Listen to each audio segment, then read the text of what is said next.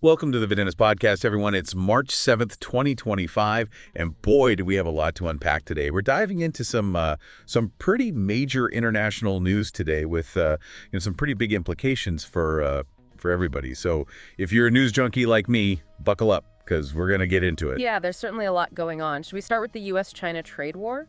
Yeah, let's jump right into it. China has not been quiet about how they feel about these new tariffs the U.S. has put in place. Right, and it's not exactly new. Ever since Trump got back in office in January, he pretty much reignited this whole thing right away, slapped a 20% tariff on all Chinese imports, like right out of the gate. Whoa, 20% on everything. That's a lot. Yeah, it's a pretty big deal. And China is hitting back, but they're being smart about it.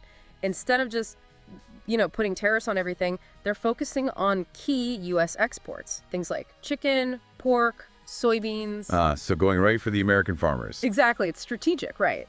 They're aiming to inflict some economic pain and put pressure on the U.S. government. So those grocery bills might be going up even more, folks. This isn't just some political game. Oh, it goes way beyond groceries. We're talking about $30 trillion. That's trillion with a T worth of global trade that's being affected by all of this. That's got to have the potential to really destabilize the global economy. Definitely. And it gets even more interesting because China's foreign minister, Wang Yi, basically said that any country that tries to suppress China can forget about having a good relationship with them. Ouch. No mincing words there. Nope. And then you have the U.S. Defense Secretary, Pete Hegseth, throwing out comments about preparing for war. Wow, the rhetoric is definitely heating up. Things are feeling a little tense. Yeah, it's a delicate situation. The escalation of actions and the rhetoric, it creates an environment where things could easily be misinterpreted. For sure. Okay, so we've got this trade war brewing between the world's two biggest economies, and things are getting pretty tense. Now, let's switch gears for a minute and talk about what's happening in South Korea. Impeached President Yoon Suk-yeol, he was just released from jail after being arrested for imposing martial law. Yeah, and that sounds really dramatic, but it's important to know that he wasn't in jail for long. Right. But imposing martial law, what was that all about?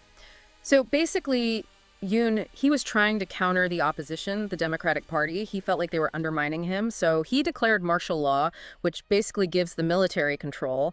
But lawmakers overturned it after only 6 hours. 6 hours. That's wild. What a power struggle. Yeah, it was intense, but brief. It does highlight the political divisions in South Korea, and it definitely raises questions about Yoon's ability to, govern effectively. It really makes you think about how sensitive the whole idea of martial law is in South Korea, given their history. Absolutely. And now the big question is, what will the Constitutional Court do? Will they uphold his impeachment or reinstate him? And if he is impeached, South Korea will be looking at new elections in just 2 months. So we've got potential political instability in South Korea on top of a brewing trade war between the U.S. and China. It's a lot to keep track of. And it's all happening against a backdrop of, increasing global uncertainty. We're really seeing a shift away from the established world order, and that creates opportunities, but also a lot of risks. Now, before we move on, I want to touch on one more story.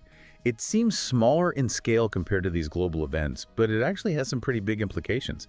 A federal judge in the U.S. just reinstated an NLRB member who was fired by Trump. Oh, yeah, this is interesting. The NLRB, that's the National Labor Relations Board, they're kind of a big deal when it comes to U.S. labor law. So why did Trump fire her? Well, it looks like it was part of a bigger strategy to, reshape the NLRB to be more in line with his administration's goals. He replaced her with someone who is seen as more pro-business. But the judge said that's not how it works. Right. The judge basically ruled that Trump violated the law. NLRB members, you can't just remove them because you don't like them. There have to be specific reasons. The judge even said, quote, "An American president is not a king." That's a pretty strong statement. It definitely is. So we've got trade wars, we've got political power plays, and we've got this issue of presidential authority and its limits.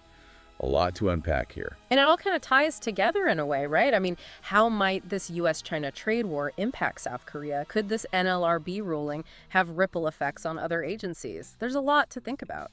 It really is fascinating to see how events that seem so geographically different are actually deeply intertwined. Yeah. You mentioned shifting power dynamics. Can we dig a little deeper into that? What exactly does that look like in action? Great question. Let's take the U.S.-China trade war as our first example. For a long time, the global economic system has been centered around the U.S. But China has been steadily growing in economic power, and that's bound to create friction as they assert themselves more on the world stage. It's almost like they're vying for the top spot, and that kind of competition can get pretty intense. Exactly. And the trade war isn't just about tariffs and trade deficits, it's about who sets the rules of the game. Who has more influence over global trade, technology, even cultural trends? So it's not just about who sells the most soybeans or microchips. It's about who holds the reins of global influence. Precisely. And this power dynamic isn't just playing out between the US and China, it's affecting countries all over the world, including our next topic, South Korea. Right, South Korea. They seem to be in a particularly tough spot with these shifting alliances. They need both the US for security and China for trade. How are they managing this balancing act? It's a delicate dance, for sure.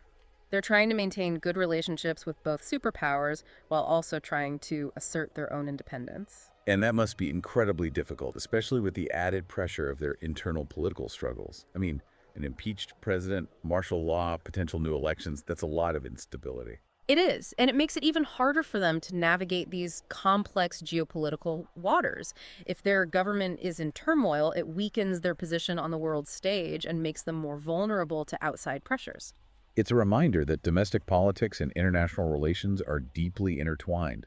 You can't really separate one from the other. Absolutely. And we see this playing out in the US as well with the legal battle over the NLRB. It might seem like an internal bureaucratic issue, but it actually has implications for how the US engages with the rest of the world. You're saying that something like the NLRB ruling can actually affect America's global standing. Think about it this way. The NLRB plays a role in shaping labor laws and worker rights. If the perception is that those rights are being eroded or that the U.S. government isn't upholding the rule of law, it can damage America's credibility on the international stage. So it's not just about the specifics of this one case, it's about sending a message about what the U.S. stands for. Exactly. And that message can have ripple effects on everything from trade agreements to diplomatic relations. Okay, so we've got these interconnected power struggles happening at multiple levels, between notions, within nations, and even within the structures of government. It's a lot to grasp. But what does it all mean? What's the takeaway for our listeners? I think the main takeaway is that we're living in an incredibly dynamic and unpredictable time. The old certainties are gone, and the future is very much up for grabs. And that can be exciting or terrifying, depending on your perspective. It's both, really. It's a time of great opportunity, but also great risk. The decisions that are made in the coming years by individuals, governments, and international institutions will shape the world for generations to come. So what can our listeners do? How can they navigate this complex and changing world? I think the most important thing is to stay informed and engaged. Don't be afraid to ask questions, to challenge assumptions, and to seek out diverse perspectives. It really feels like we're at a crossroads. Everything feels so uncertain, and it's hard to know what to expect. It is a time of huge transition, that's for sure. But throughout history, whenever humanity has faced big changes, we've found ways to adapt and innovate, to come together and build something better. I like that, focusing on building something better. But with all the trade wars, political instability, and everything else going on, it's easy to feel overwhelmed. What advice do you have for our listeners who are trying to make sense of all of this? The worst thing you can do is tune it all out. I know it's tempting to just bury your head in the sand and pretend it's not happening, but we can't ignore these big issues. The first step is to stay informed, even when it's tough. Read the news, but be critical.